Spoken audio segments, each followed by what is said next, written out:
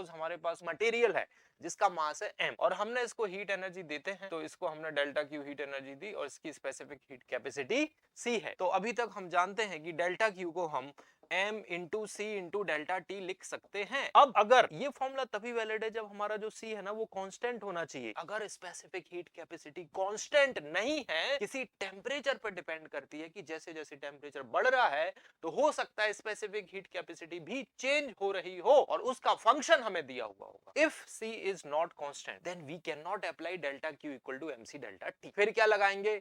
फिर हम differential forms लगाएंगे कि मान लेते हैं कि ये बॉडी गर्म होते होते होते होते इसका टेम्परेचर T हो जाता है। उस वक्त इसका स्पेसिफिक हीट कैपेसिटी किसी टेम्परेचर के फंक्शन में या जिस भी फंक्शन में कुछ ना कुछ तो होगा ना, तो केवल उसी वक्त का अब हम डेल्टा क्यू एक साथ नहीं देंगे। हम कहेंगे कि मान लेते हैं हमने इसको बहुत कम एनर्जी दी dq, इसके फलस्वरूप इसका टेम्परेचर बढ़ गया dt से। बहुत छोटा सा टेम्परेचर बढ़ा क्योंकि बहुत छोटे से टाइम ड्यूरेशन की बात कर रहे हैं और उस टाइम ड्यूरेशन में हम स्पेसिफिक हीट कैपेसिटी को हम कांस्टेंट अज्यूम कर सकते हैं कि चेंज होगी लेकिन बहुत मामूली सी चेंज होगी, कोई फर्क नहीं पड़ेगा।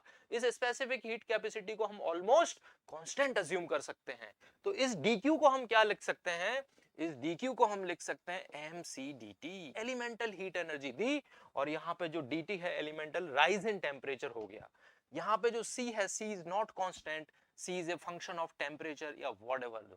ठीक है, जनरली टेम्परेचर का फंक्शन यहाँ पर होगा, generally c will be function of temperature. अगले स्टेप में हमें इसको इंटीग्रेट करना होगा। तो integral of dq is equal to integral of mc dt और डेल्टा q कितना हो जाएगा? डेल्टा q हो जाएगा m इंटीग्रल c dt। बस लिमिट लगा देंगे t1 से t2